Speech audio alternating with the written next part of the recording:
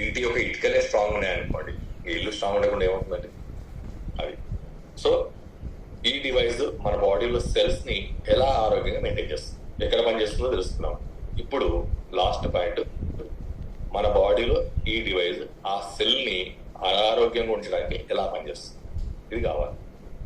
First of all మన cells ఎందుకు damage అవుతుంది, సెల్స్ ఎందుకు డ్యామేజ్ అవుతున్నాయో కూడా తెలుసుకోండి. అసలు అనారోగ్య సమస్యలు ఎక్కడ స్టార్ట్ అవుతాయో మీకు తెలుసుకో. కొంతమంది ఏం చేస్తున్నారంటే స్మోకింగ్ చేస్తున్నారండి. అలా స్మోకింగ్ చేయడం వల్ల మన బాడీలో ఉండే సెల్స్ కొన్ని డ్యామేజ్ అవుతుంటాయి. కొంతమంది ఆల్కహాల్ తాగుతుంటారండి, దానివల్ల కొన్ని సెల్స్ డ్యామేజ్ అవుతాయి. కొంతమంది టెన్షన్ పడతారండి, దానివల్ల కొంతమంది ఇమోషనల్ బాధపడుతున్నారు, వాళ్ళ కొన్ని సెల్స్ డ్యామేజ్ అవుతున్నాయి. అంటే పొద్దున్న నుంచి రాత్రి వరకు 360 రోజులు పుట్టినప్పటి నుంచి చచ్చిపోయే వరకు మన బాడీలో ఉన్న సెల్స్ మనం చేసే అన్ని తప్పులకు పోరాడి చచ్చిపోతుంటాయి. ఒక ఎగ్జాంపుల్ చెప్పాలంటే మన బాడీ సామ్రాజ్యం అనుకుందాం. మన బాడీలో ఉండే సెల్స్ ఆ సామ్రాజ్యం యొక్క సైనికులు అండి. ఈ సైనికులు లోపల మీరు ఊహించుకోండి, మీ లోపల మీరు బాడీ అనేది పెద్ద సామ్రాజ్యం, దేవుడు ఇచ్చిన ఒక పెద్ద వరం. దీంట్లో ఒక సైనికులు కూడా ఇచ్చారండి. ఈ సైనికులంతా ఎవరండి, ఆ సెల్స్ అండి. వాళ్ళు ఏం చేస్తుంటారండి, రోజు పోరాడుతుంటారు. ఈ రోజు రాత్రి మీరు నిద్రపోలేదు అనుకోండి, కొన్ని సెల్స్ డ్యామేజ్ అవుతాయి. ఈ రోజు టెన్షన్ పడితే కొన్ని సెల్స్, ఈ రోజు మీరు ఏదైనా బ్యాడ్ హ్యాబిట్స్ లో ఉన్న వాళ్ళు స్మోకింగ్ కొన్ని సెల్స్, అలా ఆల్కహాల్ తాగే వాళ్ళు కొన్ని సెల్స్, నాన్ వెజ్ తింటున్నారు కొన్ని సెల్స్. అంటే మనం చేసే ప్రతి డ్యామేజ్, బాడీకి చేసే ప్రతి డ్యామేజ్ లోడ్ మనం ఏదైతే వేస్తున్నామో ఆ లోడ్ కి అగెనిస్ట్ గా మన బాడీలో సెల్స్ పనిచేసి అలసిపోయి చనిపోతాయి. అలా మనకు సెల్స్ డ్యామేజ్ అనుకోవాలి. సెల్స్ డ్యామేజ్ కావడానికి రీజన్స్ ఏంటండి, అలవాట్లు, లైఫ్ స్టైల్, స్ట్రెస్లు, టెన్షన్లు, అలానే ఏజింగ్, ఇవన్నీ రకరకాల పొల్యూషన్, అలానే కంటామినేషన్, కల్తీలు, ఎన్నో కారణాలు ఉంటాయి.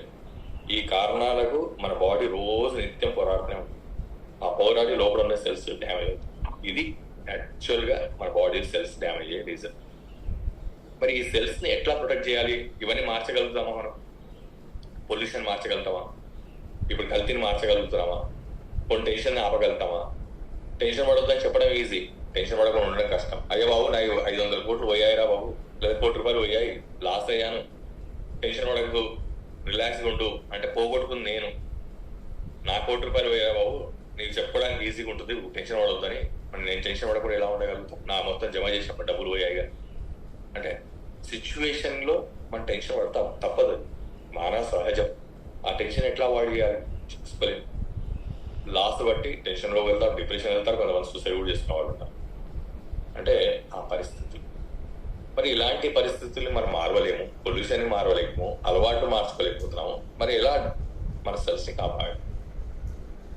సో వీటన్నిటి నుంచి మన సెల్స్ ని ప్రొటెక్ట్ చేసుకోవడానికి ఎట్లా అయితే మనం డ్రైవింగ్ చేస్తుంటే హెల్మెట్ పెట్టుకుంటాం, అలా కార్లో సీట్ బెల్ట్ పెట్టుకుంటాం, అలానే మన బాడీలో సెల్స్ ని ప్రొటెక్ట్ చేసుకోవడానికి ఈ వేర్ అండ్ టేరు, అలవాట్లు, టెన్షన్స్, వీటన్నిటి నుంచి కాపాడడానికి, అవి డ్యామేజ్ కాకుండా వాటికి సపోర్ట్ చేయడానికే ఈ డివైస్ ని డిజైన్ చేశారండి. ఈ డివైస్ ఏం చేస్తుందంటే వాటన్నిటినైతే అవాయిడ్ చేయదు. ఎవరికైనా ₹1 కోటి పోగొట్టుకుంటే ఈ డివైస్ ఏం ₹1 కోటి తెచ్చిచ్చి టెన్షన్ ఏం జీరో చేయదు. కానీ ఆ ₹1 కోటి పోగొట్టుకోవడం వల్ల ఏదైతే టెన్షన్ పడుతున్నారో ఆ టెన్షన్ నుంచి మన బ్రెయిన్ డ్యామేజ్ కాకుండా ఈ డివైస్ ఆపుతుంది. రేపు పొద్దున ఈ ₹1 కోటి బదులు రేపు 10 కోట్లు సంపాదించవచ్చు కానీ ఆ 10 కోట్లు సంపాదించే వరకు మనం ఆరోగ్యంగా ఉండాలి. మనమే లేమనుకోండి, ఈ కోటి పోయింది, మనమే పోయాం. మరి దాని నుంచి కాపాడుకోవడానికి, అలాంటి వేరే నుంచి మన సెల్స్ ని ప్రొటెక్ట్ చేసుకోవడానికి ఈ డివైస్ పనిచేస్తుంది. ఈ డివైస్ ఏం చేయాల్సి అంటే సింపుల్ గా మన బాడీ కనెక్ట్ చేసుకొని ఈ డివైస్ లో నుంచి థెరపీ తీసుకుంటాం. మనకి ఏ ప్రాబ్లం ఉంటే, మనకి ఎలాంటి సపోర్ట్ కావాలంటే దానికి సంబంధించిన ప్రోగ్రామ్స్ ఈ డివైస్ లో కూడా ఉంటాయి. ఆ ప్రోగ్రామ్ ఏం చేయాలంటే ఈ డివైస్ సింపుల్ మన బాడీ కనెక్ట్ చేసుకొని, సపోజ్ మీకు ఎక్స్ట్రీమ్ టెన్షన్ అనుకోండి, టెన్షన్ ప్రోగ్రామ్ పెట్టుకుంటాం. స్ట్రెస్ అనుకోండి, దీంట్లో స్ట్రెస్ ప్రోగ్రామ్ పెట్టుకుంటాం. మీకు యాంగ్జైటీ ఉంటే యాంగ్జైటీ ప్రోగ్రామ్ పెట్టుకుంటాం. మీకు డిప్రెషన్ ఉంటే డిప్రెషన్ ప్రోగ్రామ్ పెట్టుకుంటాం. మీకు మైగ్రేన్ ఉంటే మైగ్రేన్ ప్రోగ్రామ్ పెట్టుకుంటాం. మీకు ఆస్తమా ఉంటే లంగ్స్ ప్రోగ్రామ్ పెట్టుకుంటాం. మీకు కిడ్నీలో ప్రాబ్లం ఉంటే కిడ్నీ ప్రోగ్రామ్ పెట్టుకుంటాం. హార్ట్ లో ప్రాబ్లం ఉంటే హార్ట్ ప్రోగ్రామ్ పెట్టుకుంటాం. బ్రెయిన్ ప్రాబ్లం ఉంటే బ్రెయిన్ ప్రోగ్రామ్ పెట్టుకుంటాం. మొత్తం కలిపి 200 236 ప్రోగ్రామ్స్ ఉంటాయండి ఈ డివైస్ లో. ఈ 236 ప్రోగ్రామ్స్ ఏంటయ్యా అంటే మన నిత్య జీవితంలో మనం వేరంటే ఇప్పుడు చెప్పిన ప్రాబ్లమ్స్ ఉన్నాయి కానీ దానివల్ల మనకు వచ్చిన సఫరింగ్స్, ఆ సఫరింగ్స్ కి రూట్ కాజ్ ని ఈ డివైస్ ఏం చేస్తుంటే ఆపేసి మన బాడీలో సెల్స్ ని ప్రొటెక్ట్ చేసి వాటిని డ్యామేజ్ లేకుండా చేస్తుంది. దానికి ఈ డివైస్ చేసే పని ఏంటంటే మన బాడీకి ఎట్లయితే ఆహారం కావాలో మన బాడీలో ఉన్న సెల్స్ కి నిరంతరం ఏం కావాలండి, ఎనర్జీస్ కావాలి. మనం ఇడ్లీ తిన్నాం, వడ తిన్నాం, దోశ తిన్నాం, కూరగాయలు తిన్నాం, ఇవన్నీ లోపలికి వెళ్ళి ఏమవుతాయి, వాటర్ తాగాము, గాలి పీల్చాము, ఇవన్నీ లోపలికి వెళ్ళి ఏమవుతాయి, ఫైనల్ గా ఎనర్జీ అవుతాయి. సెల్ కి మనం ఎనర్జీని పర్ఫెక్ట్ గా అందిస్తాము. ఆ సెల్ కి ఎనర్జీ అందకపోతే మనకి సెల్స్ డ్యామేజ్ అవుతాయి. మనకు ఫుడ్ తినకపోతే మనం ఎట్లా పోతాము, ఇప్పుడు ఆయన గురుగారు చెప్పారు, మనం ఫుడ్ తినకపోతే మన బాడీ, అలానే నీళ్ళు తాగకపోతే బాడీ డ్యామేజ్ అవుతుంది, గాలి పీల్చుకోకపోయినా మన బాడీ డ్యామేజ్ అవుతుంది అని మనకు తెలుసు. అయితే మరి మనం తీసుకుంటున్నాము, మన బాడీలో ఉన్న సెల్స్ కి అందుతుందా, అందుతాయి, మరి అవి ఎందుకు డ్యామేజ్ అవుతాయి? మనం తినడం ముఖ్యమా, ఒంటికి పట్టడం ముఖ్యమా? ఇది మొదటి అంశం అండి. చాలా మంది కొలుచుకొని తినేవాళ్ళు ఉన్నారు, రోజు పాలు తాగేవాళ్ళు ఉన్నారు, డ్రై ఫ్రూట్స్ తినేవాళ్ళు ఉన్నారు, ఫ్రూట్స్ తినేవాళ్ళు, వెజిటేబుల్స్ తినేవాళ్ళు, అన్ని రకాలుగా మెయింటైన్ చేస్తున్నాం. అయినా కూడా మరి సమస్యలు తీరట్లేదు. ఎందుకు అంటే తినడం ముఖ్యం కాదు, అది ఒంటికి పట్టడం ముఖ్యం. ఒప్పుకుంటారండి? చాలా మందికి ఈ మధ్య తెలుసు మోకాళ్ళ నొప్పులు, మోకాలు చిప్పలు అరిగిపోతున్నాయి అంటున్నాం. ఎందుకంటే కాల్షియం డెఫిషియన్సీ అంటున్నాం. మరి కాల్షియం ఎక్కడి నుంచి వస్తుంది అంటే ఒక సోర్స్ పాల నుంచి వస్తుంది. మనందరూ తెలుసు పాలలో, మిల్క్ లో మనకేముంటుందండి, కాల్షియం ఉంటుంది. మరి మిల్క్ తాగితే కాల్షియం వచ్చి మోకాళ్ళు నొప్పులు తీరి బోన్ మళ్ళా ఫామ్ అయిన వాడు ఎవరు లేవు. మరి పాలు తాగితే మన మోకాళ్ళు క్లియర్ అయిపోతే మరి 3 లక్షలు పెట్టి రీప్లేస్మెంట్ చేసుకోవాల్సిన అవసరం 3 లక్షలు పెట్టి పాలు తాగొచ్చుగా.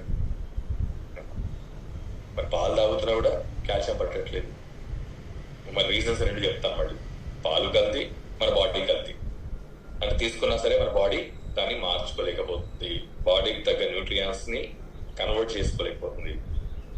ఇంకో విషయం, కాల్షియం విషయం కాకుండా ఇంకోటి యాడ్ చేస్తాను ఇక్కడ, డి విటమిన్ డెఫిషియన్సీ. ఈరోజు చాలా మందికి ఉన్న కామన్ ప్రాబ్లం డి విటమిన్. మీరు అందరూ కూడా చెక్ చేసుకోండి, డి విటమిన్ డెఫిషియన్సీ వస్తుంది అందరికి, మనందరికి, నాకు కూడా. బట్ డి విటమిన్ ఎక్కడి నుంచి వస్తుంది మన ఎంత తిరిగి, ఎందుకంటే ఎక్కడి నుంచి వస్తుందంటే సూర్యరశ్మి నుంచి వస్తుంది. మనందరూ తెలుసు. మరి సూర్యుడు ఉన్నాడా లేదా? ఉన్నాడు. మనం ఉన్నామా లేదా? మనము ఉన్నాము. సూర్యుడు ఉన్నారు, మనం ఉన్నాము. మరి డి విటమిన్ ఎక్కడ అబ్సెంట్ అయిపోయింది, ఎటు పోయింది? ఎందుకు రిపోర్ట్లో డి విటమిన్ 0 వస్తుంది, తగ్గిపోయి వస్తుంది అంటే సూర్యుడు ఉన్నా సరే ఆ సూర్యరశ్మి నుంచి ఫోటోసింథసిస్ అంటామండి. అంటే మన బాడీ అనేది డి విటమిన్ ని సింథసైజ్ చేసుకోలేకపోతుంది.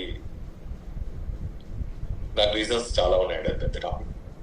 సో ఈ విధంగా మన తిన్న ఆహారం నుంచి, నీరు నుంచి, అలానే గాలి నుంచి, అలానే నేచర్ నుంచి మన బాడీకి అందాల్సినవి అందుతున్నాయి, కానీ అవి ఎనర్జీగా కన్వర్ట్ అవుతుంది.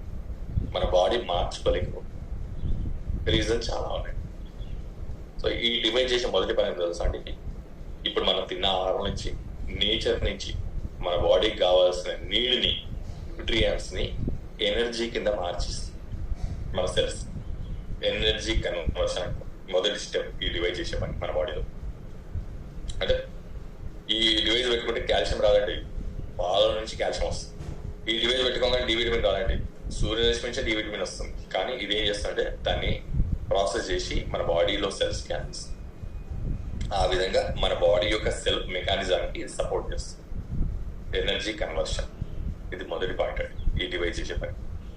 రెండోది, ఈ డివైస్ చేసే పని ఏంటో మన బాడీలో కూడా ఎనర్జీ కన్వర్ట్ అయిన ఎనర్జీని ట్రాన్స్మిట్ కూడా చేస్తుందండి మన బాడీలో సెల్స్.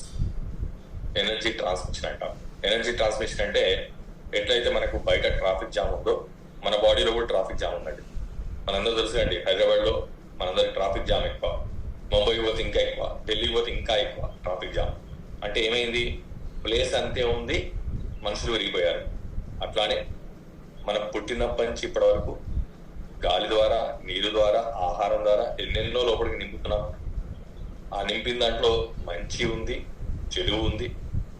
మంచి బాడీ వాడుకుంటుంది, వాడుకోగా చెడు మన బాడీ నుంచి బయటకు వెళ్ళిపోతుంది. మలమూత్రాలు, స్వెట్ ద్వారా అలా పోగా కొన్ని బాడీలో మిగిలిపోతున్నాయి. ఆ మిగిలిపోయిన వాటిని ఏమంటామంటే టాక్సిన్స్ అంటాం.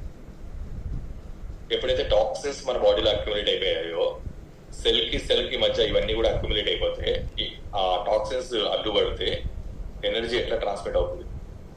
అలా ఎనర్జీ ట్రాన్స్మిట్ అవ్వకుండా కొన్ని సెల్స్ డ్యామేజ్ అవుతుంది.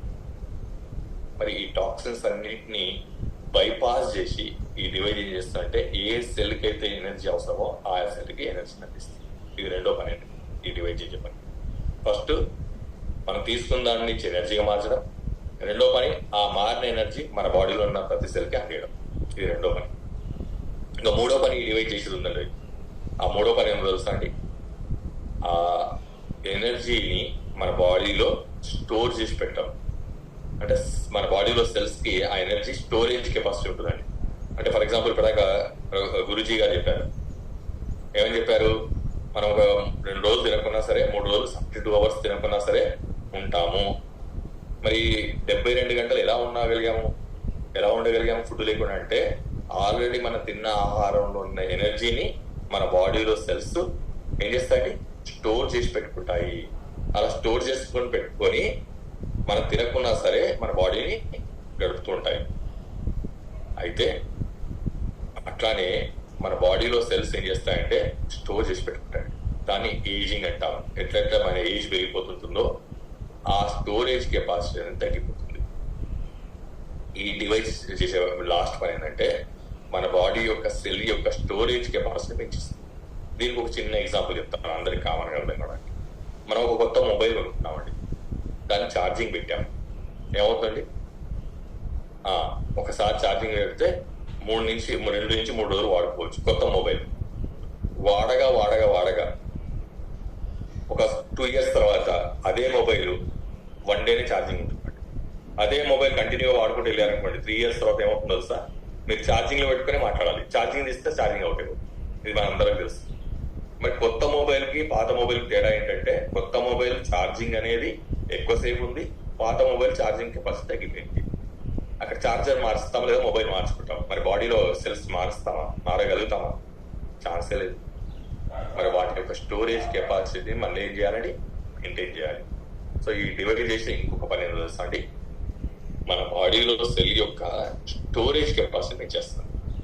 అలా స్టోరేజ్ కెపాసిటీ పెంచి ఎక్కువ రోజులు ఈ ఎనర్జీని హోల్డ్ చేయగలిగేటట్టు తయారు చేస్తాం. మన ప్రాణాయామం చేస్తే అదే జరుగుతుంది. మన స్టోరేజ్ కెపాసిటీ పెరుగుతుంది సెల్స్. తద్వారా మన ఆరోగ్యంగా మన సెల్స్ మెయింటైన్ చేయగలుగుతాం. సో ఈ విధంగా ఈ డివైస్ ని 3 పనులుగా డివైజ్ చేసినది. ఇది మన బాడీ యొక్క సెల్ఫ్ మెకానిజం. దానికి ఈ డివైస్ ఏం చేస్తుంటే సపోర్ట్ చేసి cell conversion, energy transmission, energy storage, ఈ 3 పనులు చేసి పెడుతున్నాను మన బాడీకి. దీంతో పాటు ఈ డివైస్ నుంచి మన బాడీలోకి ఇంకొకటి వెళ్తుందండి, అదేంటంటే ఫ్రీక్వెన్సీస్. ఇది నా లాస్ట్ పాయింట్. ఫ్రీక్వెన్సీస్ అంటే ఏంటి? తల నుంచి పాదం వరకు మనకుండే అవయవాలు డిఫరెంట్ ఫ్రీక్వెన్సీలో పనిచేస్తుంటాయి. ఫ్రీక్వెన్సీ అంటే ఒకప్పుడుగా మంచి ఎగ్జాంపుల్ చెప్పారు రఘు గురుజీ గారు. ఆ ఎగ్జాంపుల్లో మళ్ళీ నేను రిపీట్ చేస్తాను. మన ఇంట్లోకి కరెంట్ వస్తుంది. ఆ కరెంట్ వచ్చిన తర్వాత ఫ్యాన్ కి 150 watts అంటాం, ట్యూబ్లైట్ వచ్చేసి 40 watts అంటాం. అలానే 0 watt బల్బ్ కూడా ఉంటుందండి. దాన్ని మనం ఆన్ చేసి పెట్టేస్తాం, కరెంట్ కాలేదంటాం, దానికి బిల్ ఏం రాదు. మరి ఈ వాట్స్ ఏంటి? ఓల్డ్ కరెంట్ ఏమో ఒకటే, వాట్స్ మాత్రం మారుతుంది. అదేవిధంగా మన బాడీలో ఉండే అవయవాలన్నిటికీ ఎనర్జీ ఒకటేనండి. సెల్కి ఉండాల్సిన ఎనర్జీ ఒకటే, కానీ ఆ ఎనర్జీని హార్ట్ ఒక రకంగా, కిడ్నీ ఒక రకంగా, లివర్ ఒక రకంగా వాడుకుంటుంది. ఎనర్జీ ఎక్కువైనా ప్రాబ్లం, ఎనర్జీ తక్కువైనా ప్రాబ్లం. ఇప్పటిదాకా చెప్పాము, రఘు గురుజీ గారు చెప్పారు ఏమని, ట్యూబ్లైట్ కి కరెంట్ పెరిగింది అనుకోండి కాలిపోతుంది ఫిలిం లోపల. అదే కరెంట్ తగ్గింది అనుకోండి కొట్టుకుంటా ఉంటుంది రెపరెప. అంటే కరెంట్ పెరిగిన డేంజరే, కరెంట్ అది బ్యాలెన్స్ ఉండాలి. సో ఈ డివైజ్ ఏం చేస్తుందంటే మన బాడీలో సెల్స్ కి ఎంతైతే ఎనర్జీ అవసరమో, లివర్ కి ఎంత అవసరమో అంతే పంపిస్తుంది ఆ ఎనర్జీ లివర్ సెల్స్ కి. అలానే ఈ డివైజ్ లో మీరు హార్ట్ ప్రోగ్రామ్ సెలెక్ట్ చేసుకున్నారు అనుకోండి, హార్ట్ సెల్స్ కి ఎంత ఎనర్జీ కావాలో అంతే ఎనర్జీ పంపిస్తుంది. అట్లా కిడ్నీ ప్రోగ్రామ్ పెట్టుకుంటే కిడ్నీ సెల్స్, లివర్ ప్రోగ్రామ్ పెట్టుకుంటే లివర్ సెల్స్, బోన్ ప్రోగ్రామ్ పెట్టుకుంటే బోన్ సెల్స్. అలా మన తల నుంచి పాదం వరకు ఏ ప్రోగ్రామ్ ఈ డివైస్ లో మీరు సెలెక్ట్ చేసుకుంటే ఆ అవయవంలో ఉన్న సెల్స్ ని అంతే ఫ్రీక్వెన్సీలో ఎనర్జీని పంపించి అక్కడ ఎనర్జీని ట్రాన్స్మిట్ చేసి ఆ సెల్ ని హెల్తీగా మెయింటైన్ చేస్తుంది. సో దీన్ని ఏమంటారంటే మైక్రో కరెంట్ ఫ్రీక్వెన్సీ థెరపీ అంటారు. మైక్రో కరెంట్ అంటే ఎనర్జీ, ఫ్రీక్వెన్సీస్ ఏమో ఆ మైక్రో కరెంట్ కి డైరెక్షన్ ఇస్తాయి. మీరు ఈ డివైస్ లో ఏ ప్రోగ్రామ్ సెలెక్ట్ చేసుకుంటే ఆ సెల్స్ మీద పనిచేసేది. ఈ ప్రస్తుతానికి ఈ డివైస్ లో 236 రకాల ఫ్రీక్వెన్సీస్ అందుబాటులో ఉన్నాయండి. యాక్చువల్ గా డెవలప్ చేసింది 6,90,000 ఫ్రీక్వెన్సీస్ అండి. దాంట్లో ఇప్పుడు మన తల నుంచి పాదం వరకు physical health, mental health, spiritual health, ఈ 3 హెల్త్స్ ని కాపాడుకోవడానికి, 3 రకాలుగా మన బాడీని కాపాడుకోవడానికి ఈ డివైస్ ద్వారా 236 రకాల ఫ్రీక్వెన్సీస్ స్టోర్ చేసి మనకు అందించడం జరిగిందండి.